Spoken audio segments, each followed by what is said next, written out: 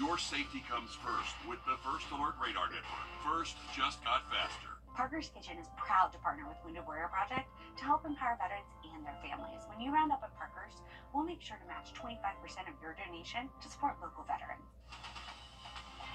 Live from Augusta, you're watching News 12 live at 5. All right, a burn ban is in effect for those of you in South Carolina. Georgia, you're under an elevated fire risk. I'm Meredith Anderson here with First Alert Chief Meteorologist Riley Hale. And Riley, you've also issued a First Alert Monday ahead of some possible severe weather. A lot of stuff to talk about, Meredith. We do have that fire risk that does continue across the entire CSRA today. The reason is we have very low relative humidity, and there's just a lot of dry fuel on the ground. So any fire that starts can just spread very quickly. This special weather statement stays in effect until 8 p.m. for that fire threat across the entire CSRA.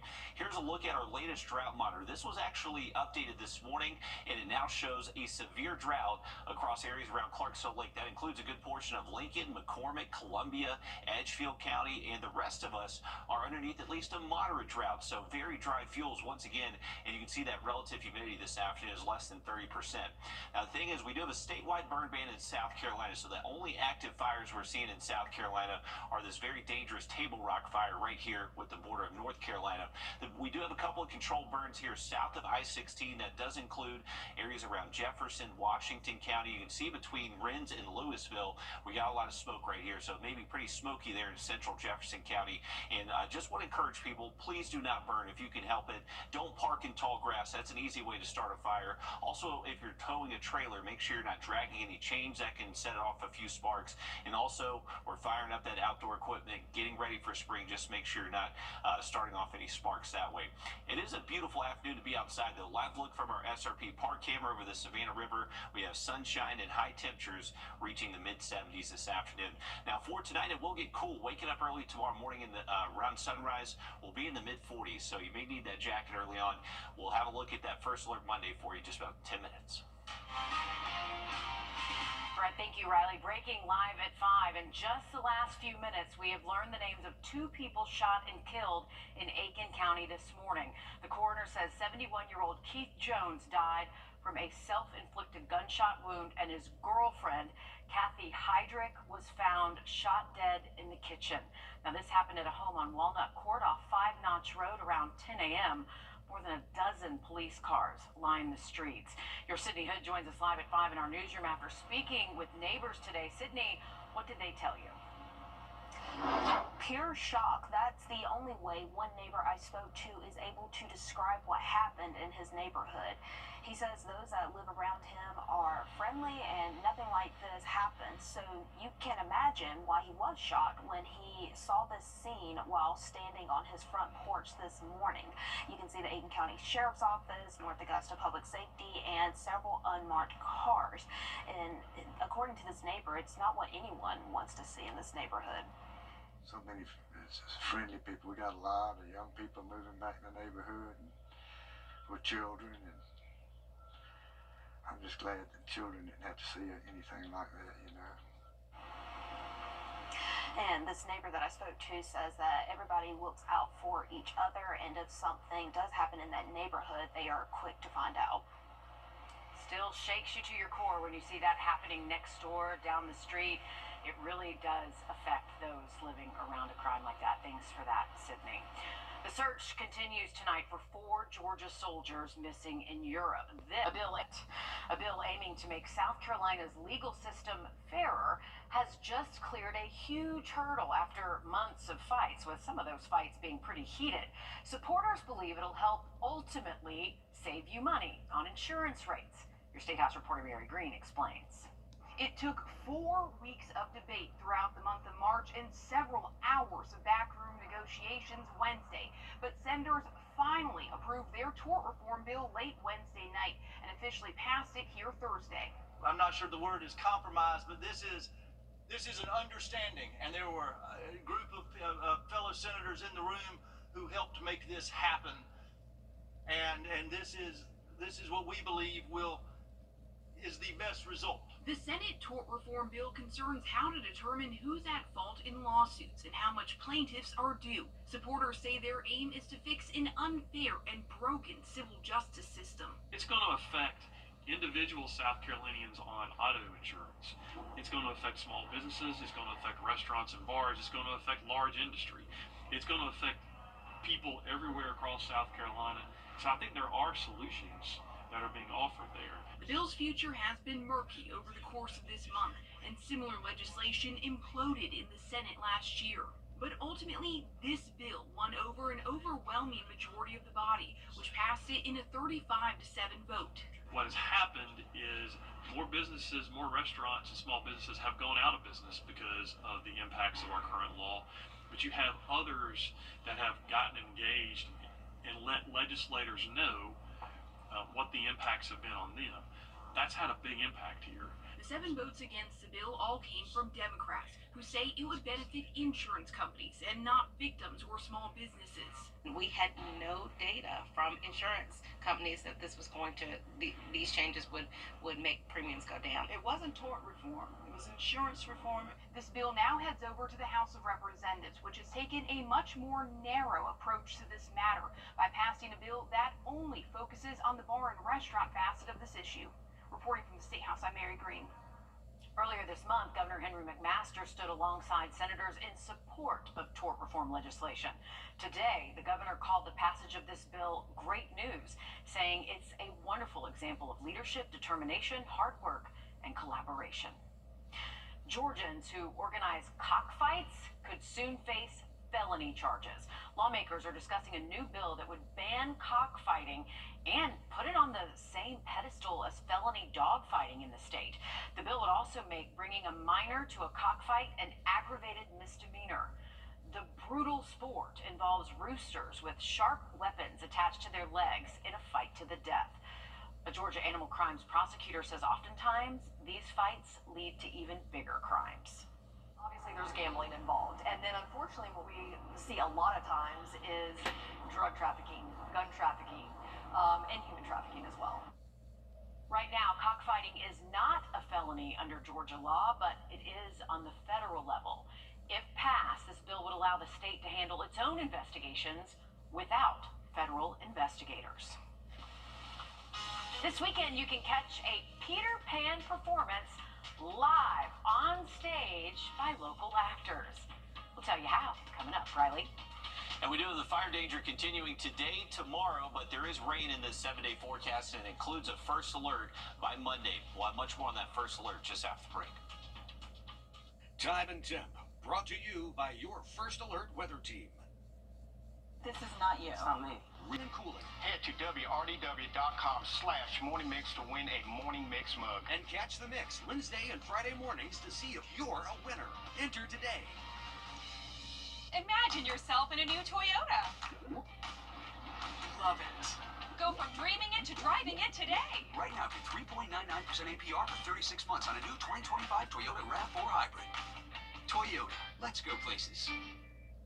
We are back now live at 5 with a view over downtown Augusta. Riley, we are still worried about dry conditions in both Georgia and South Carolina. The burn ban just in effect in South Carolina, but really the conditions are the same no matter what state you're in. Exactly right, Meredith. Everyone across the CSRA needs to not burn over the next couple of days. Still have an elevated fire risk across every single one of our counties, and as Meredith just said, burn ban in effect for all our Carolina counties. The fire risk will continue tomorrow. That's the thing. We're not really going to see improvement heading into our Friday. The weather's going to be relatively nice. It's just we can't start any fires because that fire danger is going to be present. Once we get to the weekend, humidity will go up Saturday. We'll start to notice a little bit more cloud cover, and then we're talking thunderstorms Sunday, Monday. Monday is when the first alert is in effect. We do have a slight chance already issued from the Storm Prediction Center. This is about 15 to 30% chance of any one point inside this region seeing severe weather. And that includes a chance for tornadoes, large hail, possibly over the size of quarters. And as always with these severe thunderstorms, they can produce those damaging straight line winds. So a lot of different threats that we're going to have to monitor potentially as we head into early next week. Just want to make sure as we head through the weekend, you're not forgetting about that threat Monday, and just make sure you're watching a forecast update Saturday and Sunday. Here's a look at the rest of tonight, though. If you're heading out tonight, we got clear skies, calm winds. It's going to be a little bit cool late tonight. I would say if you're waking up early Friday morning, we'll see the mid-40s right at sunrise. So a cool start to the day, but it is going to be a warm finish. We're expecting high temps to reach the low 80s tomorrow afternoon. So about 5 to 10 degrees above average across the region. The thing is, though, even though it's going to be nice and warm, the fire danger will be present. Remember, very low relative humidity, and we just have very dry fuel on the ground. We are expecting better rain chances, though, as we get into the weekend. So this is going to be thanks to our next incoming cold front, likely going to bring us a round of showers and thunderstorms as soon as Sunday. Just not expecting those storms to be severe until we get to Monday. Monday is when we have issued that first alert. But remember, if you have weekend plans, try to get them in Saturday. Sunday, not looking great to be outside, and then we'll have to worry about the severe weather threat once we get into Monday. One of the ingredients we look at to see if severe weather is going to be possible is instability.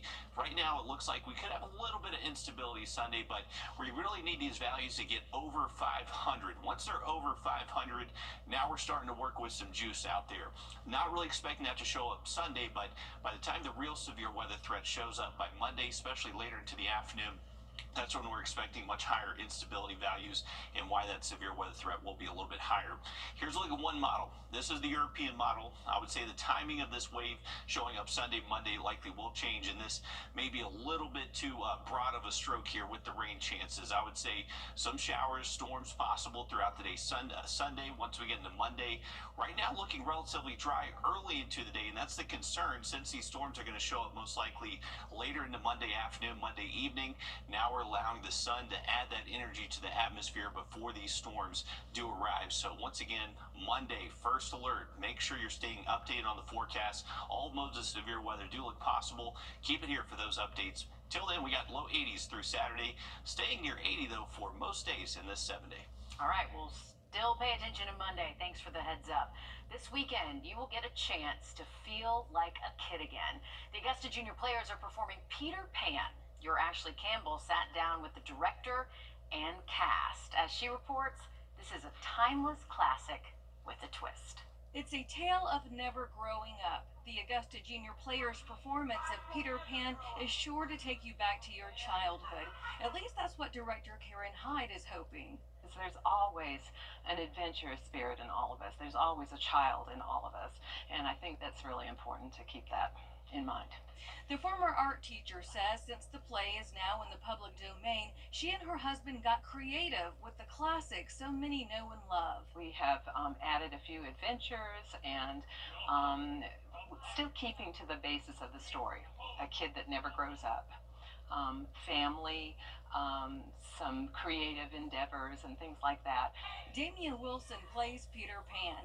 He tells me he's hoping you find the kid in you by the time the performance is over. I get to bring out that childlike aspect of me that I love being a part of, especially in theater. And being able to, have when the audience comes in, even if it's not just kids, I'll be able to hopefully have some of the adults feel that inner childlike experience once again seeing the show. Giving you a break from the seriousness of life, if only for a couple of hours. They're going to this magical place that they've never heard of where kids don't grow up, so they get to experience that. This is crazy. This is like a dream. Ashley Campbell on your side. You can see Peter Pan at the Kroc Center tomorrow night at 7:30 and Saturday at 3 or 7:30 p.m. You can get tickets at AugustaPlayers.org. Break a leg to the cast. A famous country singer returns to his stomping grounds for help after Helene. We'll show you how he's building a community for survivors coming up. First Alert Radar, powered by Jim Hudson Automotive Group. March is Palm Sale ends Monday. Don't miss it. This is the one. How do we handle this? But I wonder if the other store has it cheaper. We'll beat any competitive price by 10%. Oh, wow, that's great. It sounds a little too good to be true. Can I speak to a manager? Can I talk to the owner? Also me. We're employee owned. We'll take it.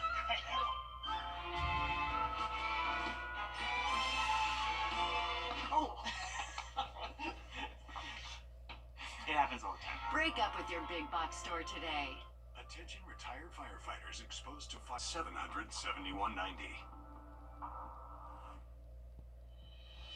Some moments are too perfect for words. A love so true. A night so magical. At Windsor Jewelers, we help you find the ring that tells your love story. A ring as timeless as your forever. Because when the moment is right, only the perfect ring will do. Windsor Jewelers, where forever begins.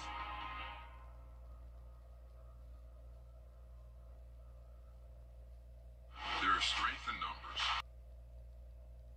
6 months ago today, a disastrous natural disaster spread through our region, wreaking havoc and leaving devastation behind. We're talking down power lines, fallen trees, caved-in roofs, and debris everywhere. We are still seeing some of that damage today.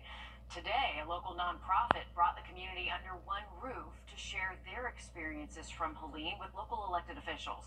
The conversation was centered around a $265 billion grant from the state. Community members were able to voice to officials where they believe that money should go as it relates to storm recovery. We spoke with the executive director of Reinforce about what people want the most out of this discussion. I think the community is wanting to ensure that they've not been forgotten, that as we know that the money is being trickled down, that Georgia, specifically this area, the CSRA region, our voices are being heard and we won't be forgotten as to when decisions are made and how we can bounce back from this storm. If you couldn't make it to the town hall today, you can still make your voice heard by filling out a survey on Reinforce's website. We'll try to link you there to our website, from our website rather. A North Carolina country singer is returning to his roots on the 6-month anniversary of Hurricane Helene. Eric Church is giving hope where there was once despair. Ron Lee shows us how he is helping storm survivors rebuild. I've lived here all my life. It was one of the most difficult things I've ever seen. Even months after Helene's wrath came barreling through the mountains of North Carolina and beyond, the devastation is still evident. Not just the devastation of property, but of the lives of thousands. I was worried that we'd never ever recover. John Blackburn was comfortably retired when the storm blew through. Once he saw what had happened to his community, he could no longer watch from the sidelines. It felt like that was the life's mission, what I should be doing. Someone else who felt that way was country superstar Eric Church, who grew up in the hills of Appalachia. Has grown up in the mountains and loved the mountain folks. Church and others raised $11 million through the concert for the Carolinas at Bank of America Stadium. And it's all going to this 30-acre plot of land just outside of Newland. This is not a month's thing. This is a year's thing to rebuild what the infrastructure in the community there is. Church's foundation will be bringing in 50 manufactured homes to create a new community for displaced flood survivors. There's a lot of work to be done, but we have a lot of support to be able to get the job done. And we're pretty much starting from scratch. Water, sewer, power will all have to be in place before the first home comes rolling up the mountain. Will it be the same? No. We hope it'll be better. Church's foundation is already looking at 2 additional plots of land close by to help more survivors.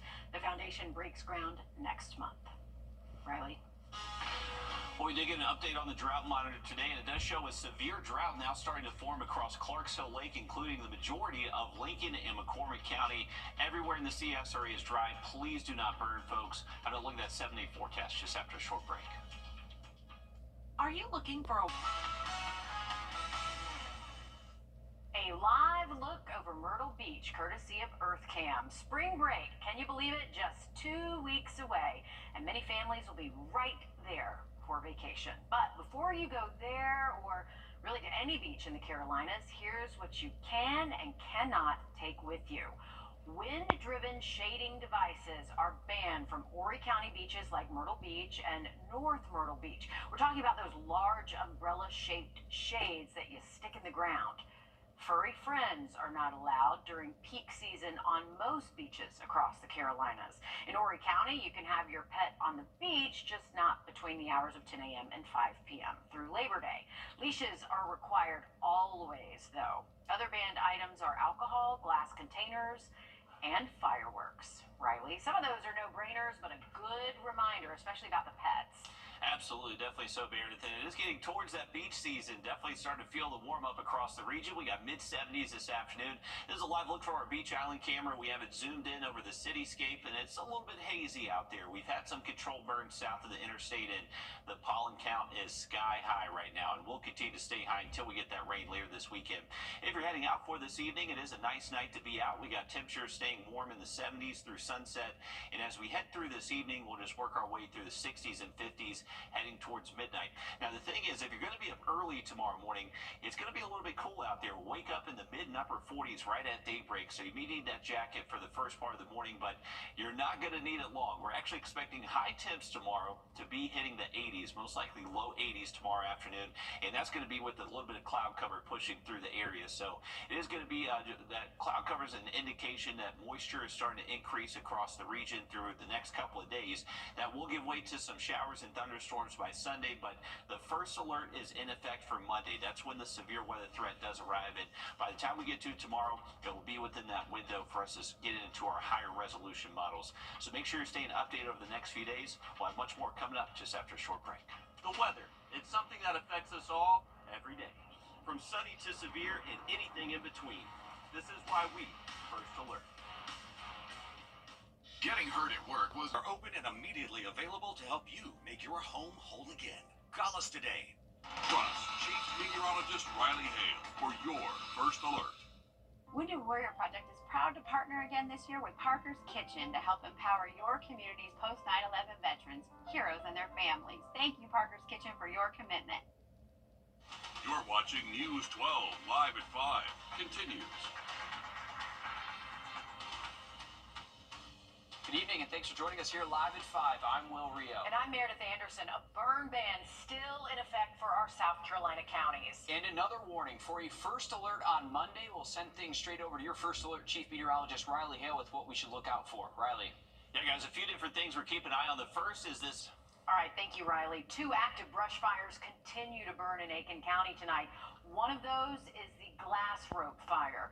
Yesterday, we told you about 4 in different parts of the county, 2 of which prompted mandatory evacuations. The South Carolina Forestry Commission says 2 of those, the Vaucluse Road and New Holland Road fires, are now 100% contained.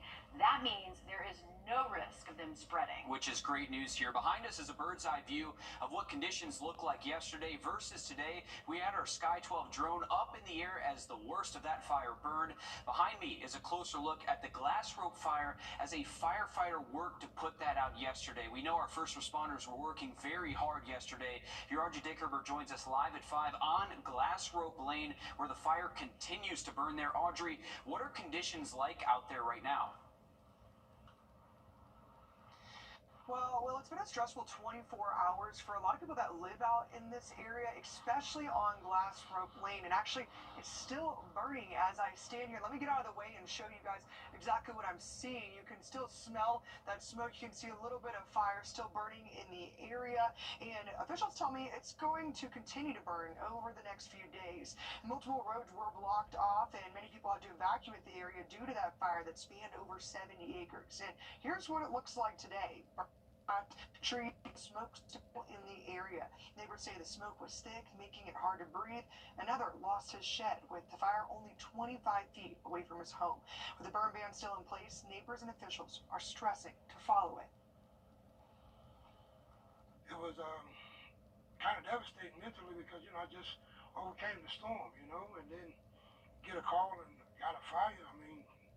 And I looked at the shed and looked at how close it was to the house. I was just grateful for the firemen and the job that they've done. They've done a great job. And again, you can still really smell that smoke and see it in the area.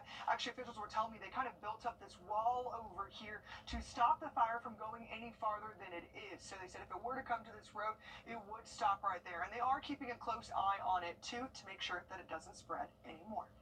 A lot of people super thankful tonight. A lot of volunteer firefighters. I mean, this isn't their day job. Out here working, giving their time to keep their community safe. Also, the South Carolina Forestry Commission coming in to give some backup to some of our first responders out there as well. But I mean, just seeing some of those images from out there where the flames are still going on and it's still smoldering, it's incredible to see that this is still going on 24 hours later. Yeah, a lot of South Carolina burning currently. Yes. And today we caught up with a Couchton firefighter who took over a part of the glass rope fire yesterday. Firefighter Gregory Bailey says the blaze was very intense and the wind made it even harder to contain. And because of these windy conditions, we have been stressing the importance of the burn ban in South Carolina, the fire danger warnings in Georgia, and Bailey is urging you to pay attention. Don't burn, please.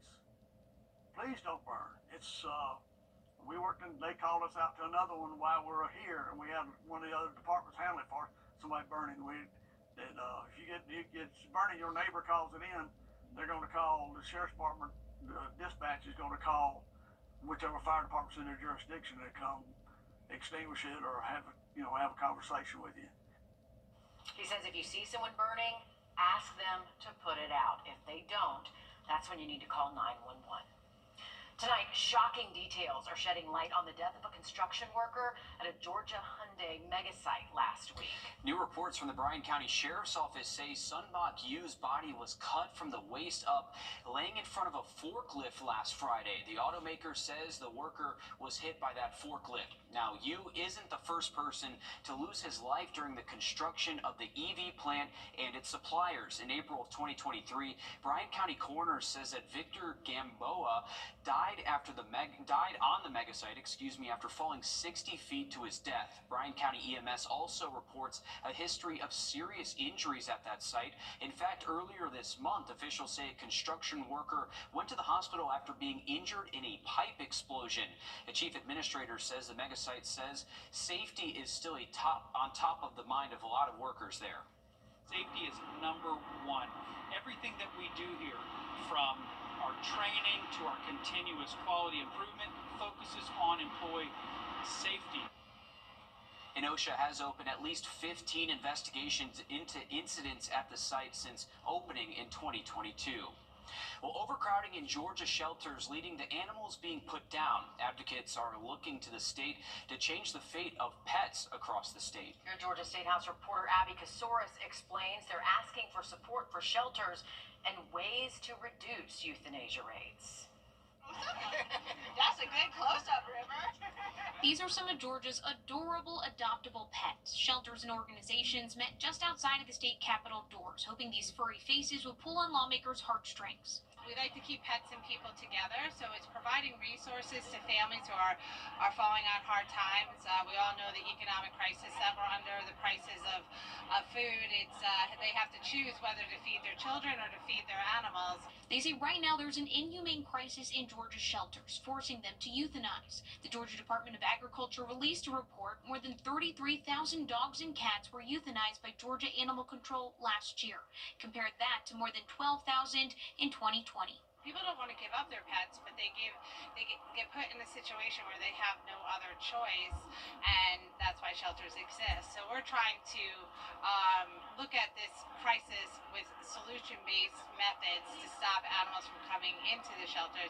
They're looking to lawmakers for financial and legislative support, incentives for veterinarians to move to rural areas where there are none, and funding to help them lower adoption rates. This year, one lawmaker withdrew his bill that would require a court order for euthanasia of any domesticated animal. State Representative Jordan Ridley named the bill the Justice for Peanut and Fred Act. Peanut the squirrel and Fred the raccoon, beloved on social media, euthanized by New York officials after anonymous complaints the animals had rabies. Just seeing like what happened with that person, all the public outcry, people talking about, well, the state could come in and seize my animals, so we just wanted to make sure that people across the state that their animals are protected. Ridley says he'll be pushing hard for his bill next year because it never made it through a critical deadline. Georgia ranks in the top 10 states for animal kill rates, according to the Best Friends Animal Society's No Kill campaign. In Atlanta, I'm Abby Kasouris. We reach for our phones to call someone, to take a photo, but your iPhone can do a lot of things that you probably don't know about. Jamie Tucker coming up with some iPhone secrets. And the fire danger does persist again today, tomorrow, but we will finally see some rain late this weekend. But unfortunately, the rain does bring a severe weather threat by Monday. We'll have more on that just after the break. Time and temp, brought to you by your First Alert weather team. Introducing the First Alert Radar Network. With up to 10 times the resolution of other local radars and technology that can pinpoint right down to your street. First just got faster. Bankruptcy can help. A half-inch of rain, so that will help improve our very dry conditions across the region. Monday, First Alert. Until then, enjoy some low 80s over the next couple of afternoons. We will. Thanks for that, Riley. You may have been using a smartphone for more than a decade, and while you know how important it is to use some features, and you know the ones we use every day, there are some hidden tricks you probably don't know about. As our consumer tech reporter Jamie Tucker shows us, there are iPhone secrets only power users know. Apple adds so many new features with every iOS, it's hard to keep up with them all. Now, I've asked people if they know about these secrets, and few people do. Not only are they pretty cool, but they're helpful. If you typically use the iPhone's camera to scan QR codes, try the QR code reader instead.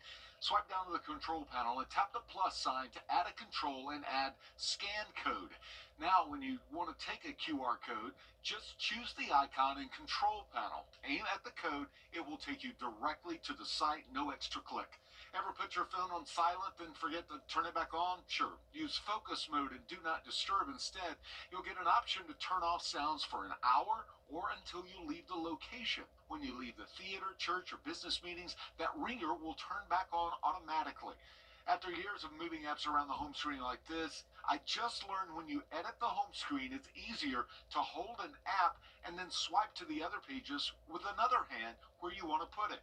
And one more, you might use Spotlight Search to find apps, but you can also use it for anything. If I enter Chris Stapleton, Spotlight shows a bio, Wikipedia page, songs, videos, links to his social media channels, and check this out, photos in my camera roll of when I saw him in concert, even photos with friends before we left. And if you look in the accessibility options, there's some really cool features. These are primarily designed for people who are vision or hearing impaired, but they are very cool. We'll take a look at those next time. That's What the Tech. I'm Jamie Tucker. First Alert Radar, powered by Jim Hudson Automotive Group. The Wilson family has been Around 18 months ago, the Annika Foundation, named for its founder, Annika Sorenstam, had an idea about creating a mid-major invitational for women's golf. This weekend, it officially becomes a reality at the Old Barnwell Golf Club. Joe Doring tells us more. Yeah, well, this weekend, along with the Annika Foundation, Columbia University and Augusta University will co-host the More Than Golf Invitational. 12 teams appear in the inaugural field. They had a chance to play a practice round at Old Barnwell this morning. The Annika Foundation looked at those teams and thought they didn't get the love and attention that they deserved. And so the More Than Golf Invitational was born, building a way to develop and connect female athletes to the outside world. Coach Amy Weeks from Columbia bounced on the idea right away, and after talking to an Augusta University alum, the Jags were on board. Old Barnwell just happened to be the perfect meeting point between mission and opportunity. A lot of the women that play at mid-major conferences, they don't want to play pro golf, or they don't try to play pro. They transition into the workforce. So we said, oh, let's do a tournament that gives them this unbelievable golf experience, but then gives them kind of a career life development experience. So over the next few days, not only will the student athletes be playing golf, but learning to find out what opportunities lie outside of the golf course. Our sports director, Alyssa Lyons, will have more at 6 o'clock. All right.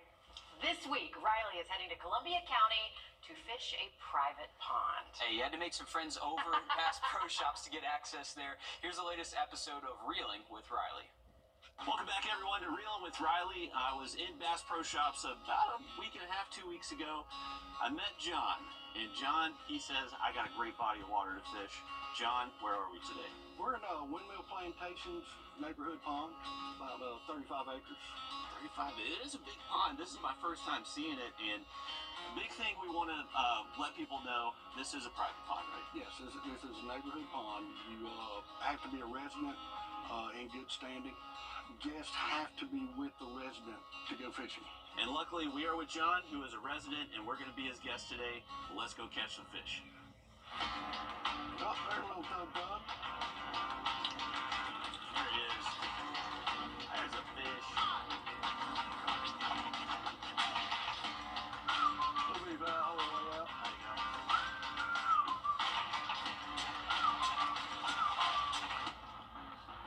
What would you like on these ones to have? 2 pounds.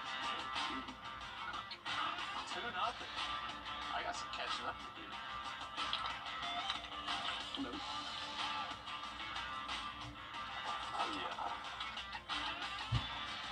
The fish. Like I say, I'm not the guy who's going to come in catching monster fish all the time. But I didn't get this belly by going hungry.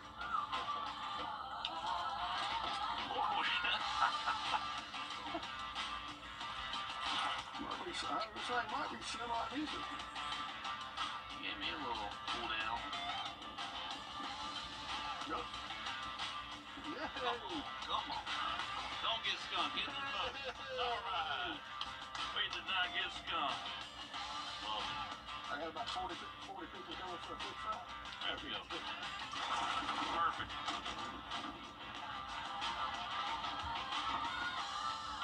That's a nice one. Yeah. A 2-pounder.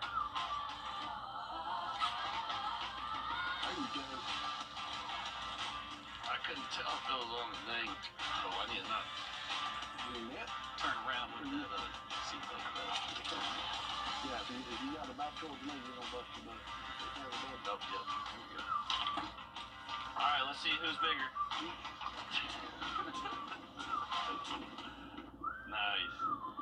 John, awesome day fishing.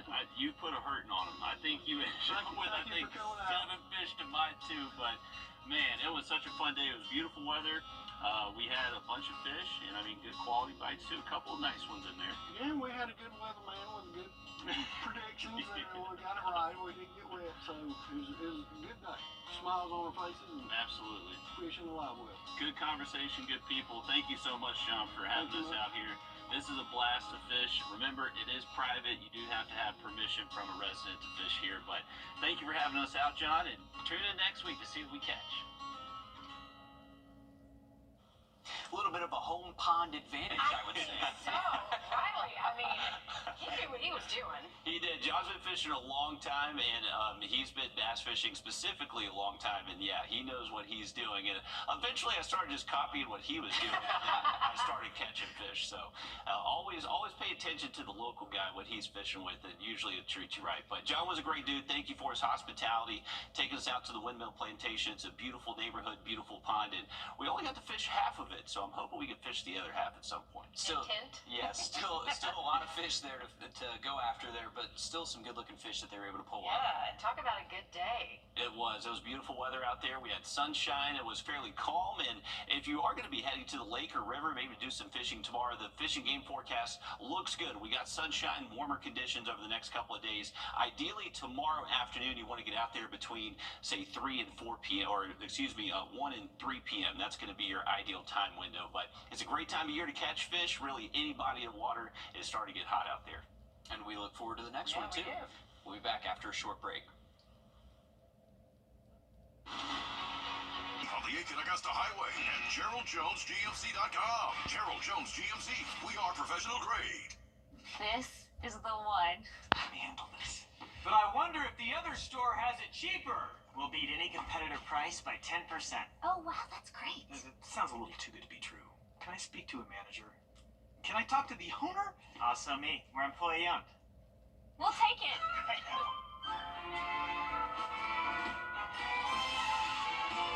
Oh. It happens all the time. Break up with your big box store today. Doing your taxes can be $190. It's Truck Month with the Ford Crew.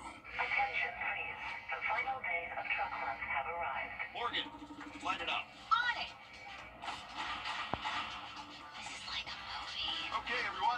is running out for our best deals on Ranger and Maverick and America's best-selling trucks for 48 years, Ford F-Series. Now get 2.9% for 72 months plus $77.50 total savings plus no payments for 90 days or get $11,250 total savings on select F-150s. Our rec